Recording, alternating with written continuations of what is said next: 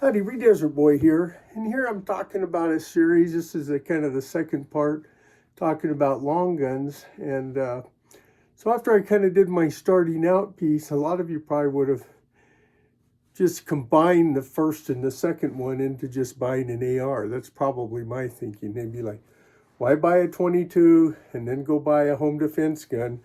Why not just get an AR? And a lot of people do that. Excuse me.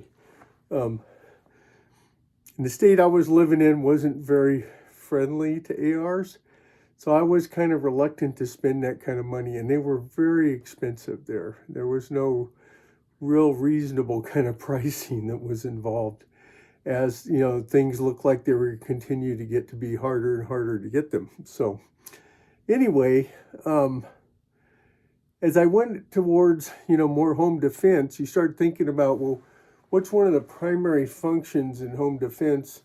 If you think about it kind of as, I thought of it more like, I wanted to have something, yes, maybe for hunting in the future, but not a lot of hunting sometimes in California in certain areas.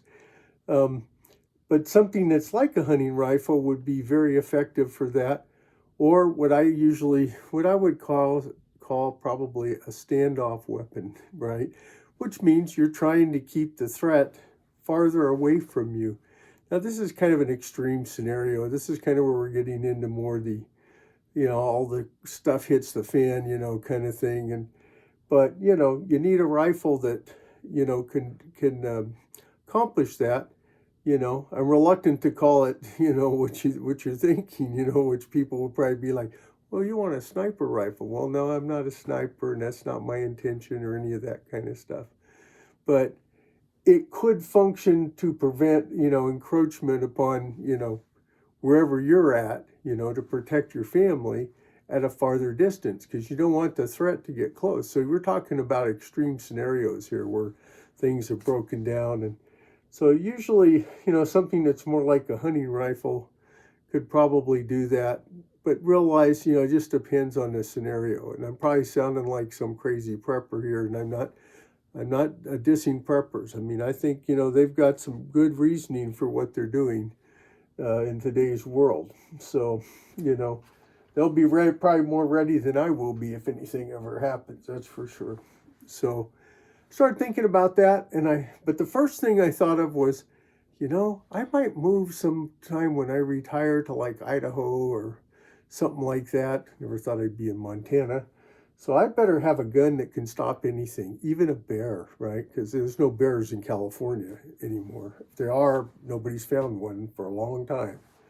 So I said, the gun I always kind of admired that I'd see over at my friends' houses that went, big game hunting and things, was the venerable 4570. So I bought, after having the Henry, I liked it so much, I went and bought me a Henry 4570. And this is kind of it's a little shorter barrel, kind of more of a brush gun. And I found this to be, I said, I want a cartridge that can stop anything that might come into my house, And that's what I did. I went and got a 4570. I read up on ammo, ordered some special ammo from a cartridge place I like, Garrett Cartridges at Texas has a lot of different kinds of specialized larger caliber ammo, but there's other ones, there's, the basic Remington, 4 and 5 grain, there's cowboy action ammo out there. So you could shoot a wide variety of ammo in there and powers and things, so you didn't have to punish yourself when you're learning how to shoot it. So it was, they're not high capacity, but they're made to stop big threats. So I know a lot of people at this point would say, why didn't you buy an AR and a 12 gauge shotgun? You know what? And if that's what works for you, that's what you need to do. For me, ARs, like I said, weren't in the picture. And at the time, I didn't have a lot of experience with shotguns. And at the time, I didn't want to really pursue that. But I'm sure there's a lot of good reasons to have shotguns, and home defense is one of them. I'm not the person for that. That's why I'm not talking about those right now. So after I did that, once again, we get back into, the 4570, that's got like 100, 125, 150 yard maybe range. gets a lot of bullet drop beyond that. So I need something that's a more effective hunting round. And my favorite hunting round was always the 270.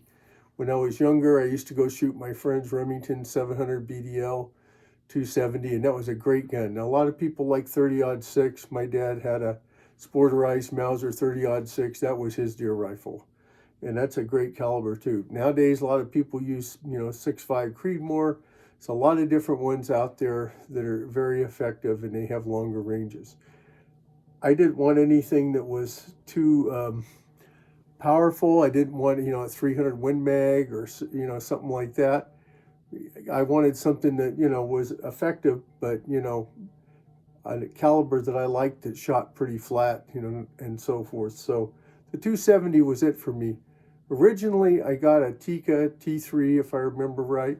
Really nice gun with the stainless barrel. I was going to buy a Remington 700 BDL, but that was at the time when they were having issues when I think you would push the bolt in and sometimes it would fire.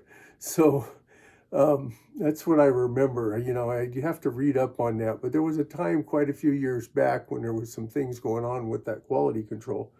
So these guys said Tikkas are great. They're made, I think they said they were made in Finland. I think they're owned by Beretta. I can't remember, or Seiko, I think, or Seiko, however you say it. And got it with a steel barrel. And so he said, you want to get you some quality glass? So I spent, I got a Steiner scope that was a pretty awesome scope. Probably more scope than I would ever need, especially since I wasn't going to go hunting. But, the 270, combined with the Steiner scope made a great gun for distance, or for hunting or closer in, just accuracy, And so I bought that. When I moved from California, I said, doesn't look like I'm ever going hunting. I'm going to Nevada, and I'm probably not going up to northern Nevada to go hunting or over into Arizona, so I sold it.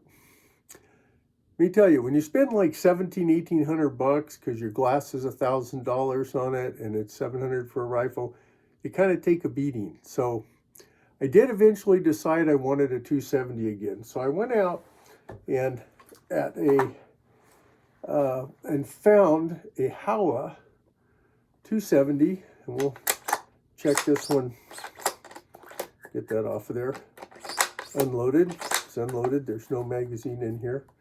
And it came with a Nikon Sterling scope on it, and it has red and green in it, and if you want to use it. And I put a bipod on it, right?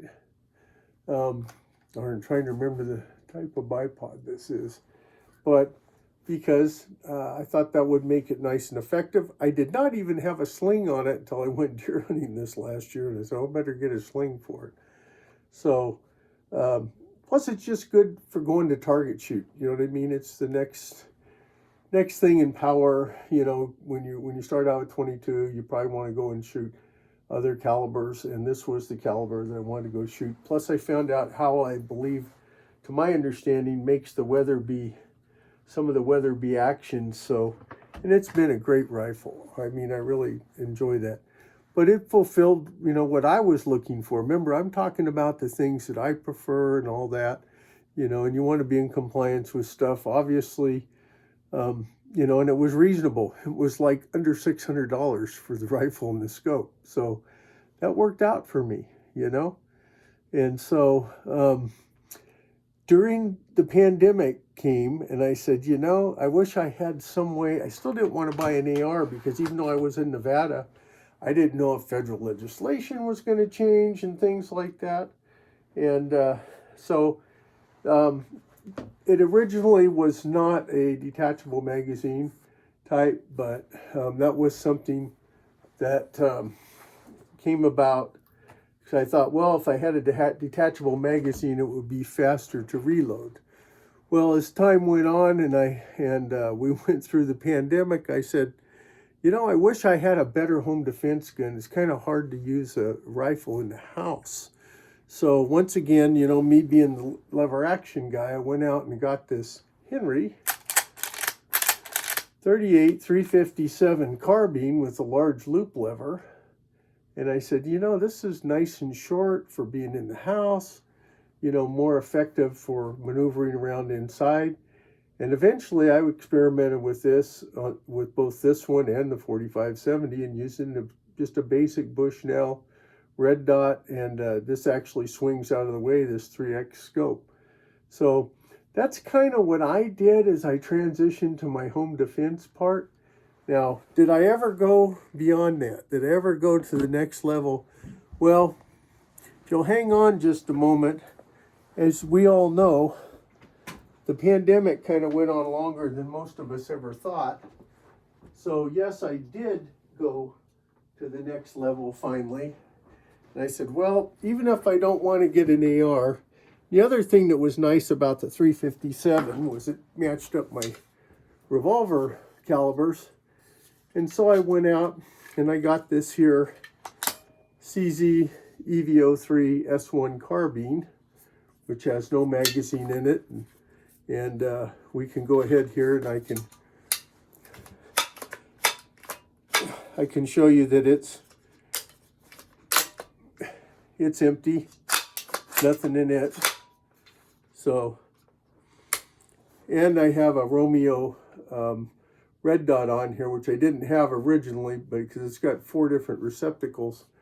But I did go to that in 9mm. So, you know, you have to kind of assess what you're doing, why you need things, why you want things, and if you have an interest in it. And that what became a way to function. Plus, it matched up with my 9mm handguns. So for me, that was the next step in kind of doing my home defense and moving into semi-autos finally, you know, beyond my lever actions, and getting a bolt action, lever action, a semi in my walk and learning about rifles.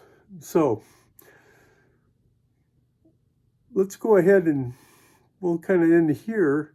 In the next part, we'll talk about, well, where am I at today as far as long guns go? And also a little bit about hunting, because that's the other area. As Desert Boy always says, be safe out there, whatever you're doing. Bye now.